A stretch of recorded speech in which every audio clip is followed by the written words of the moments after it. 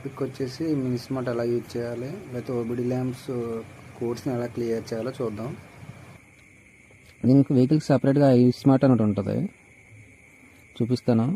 ఇంకా ఇది పెడితే బండిలో ఏమేమి ప్రాబ్లమ్స్ ఉన్నాయో అన్నీ మన ఫోన్కి ట్రాన్స్ఫర్ చేస్తుంది. దాంట్లో చెక్ చేసుకోవాలి, ఏమేమి ప్రాబ్లమ్స్ ఉన్నాయో దాంట్లో చూపిస్తుంది. అక్కడ మనం వెళ్ళి చెక్ చేయాలి. ఓన్లీ మినిస్మార్టే, కంప్యూటర్ కూడా ఉంటుంది. ఆ స్మార్ట్ అది లేదు కదా, అందాక అందుకని తెచ్చాను. ఇదైనా ఫాస్ట్గా చిన్న చిన్న కంప్లైంట్స్ కోసం ఇది సరిపోద్ది. ఆ కోడ్స్ని క్లియర్ చేయడానికి ఇది సరిపోద్ది. చాలా టైం తీసుకుంటుంది. ఆన్ చేసిన తర్వాత అలా కొంచెం సేపు ఉండి ఓపెన్ అవుతుంది. అన్నీ లోడ్ అవ్వాలి కదా, కొంచెం టైం తీసుకుంటుంది. కాబట్టి అలా వెయిట్ చేయవలసిందే.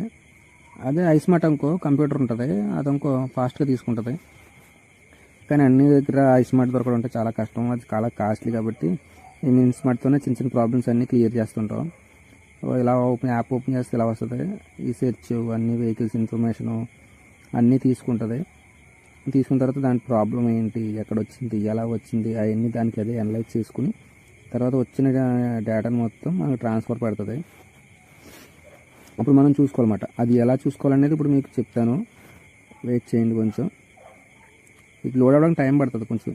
అంటే ఫోన్కి మొత్తం కార్ ఇన్ఫర్మేషన్ అంతా గ్యాదర్ చేసి నాకు పంపాలి కాబట్టి టైం పడుతుంది. ఓపెన్ అయింది తర్వాత ఇలా కార్ సెలెక్ట్ చేసుకోవాలి. మనం బొలెరో నియో కదా చూసేది. అన్ని వెహికల్స్ ఉంటాయి, కమర్షియల్ వెహికల్స్ కూడా ఉంటాయి దీంట్లో. కమర్షియల్ ఉంటాయి, అన్నీ ఉంటాయి. కానీ మనం పర్సనల్ వెహికల్లో తీసుకొని ఓన్లీ బొలెరో నియో మాత్రమే చెక్ చేయాలి.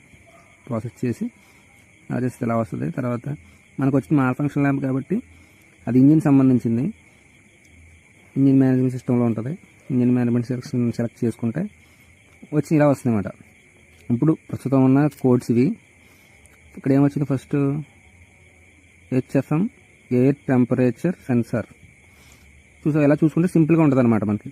ఇప్పుడు డైరెక్ట్గా వెళ్ళి అక్కడికి వెళ్ళి చెక్ ఇప్పుడు స్క్రీన్ షాట్ తీసుకుని దీంట్లో ఏమి వచ్చినాయో చూసుకుని, ఇప్పుడు HFM సెన్సార్ అని వచ్చింది కదా, ఓన్లీ ఆ ప్లేస్ అది ఎక్కడ ఉంటుంది సిస్టంలో ఎక్కడ ఉంటుందో చూసుకుని తర్వాత సిస్టమ్ స్క్రీన్ షాట్ తీసుకుని తర్వాత ఈ సెన్సార్ ప్లేస్ అనేది ఎక్కడ ఉంటుందో చూసుకుని అక్కడికి వెళ్ళిన తర్వాత మాత్రం ఆ సెన్సార్ యొక్క జాక్స్ ఎలా ఉన్నాయి, వైరింగ్లో ఏమైనా ప్రాబ్లం ఉందా లేదో చూడదాం. వెళ్ళి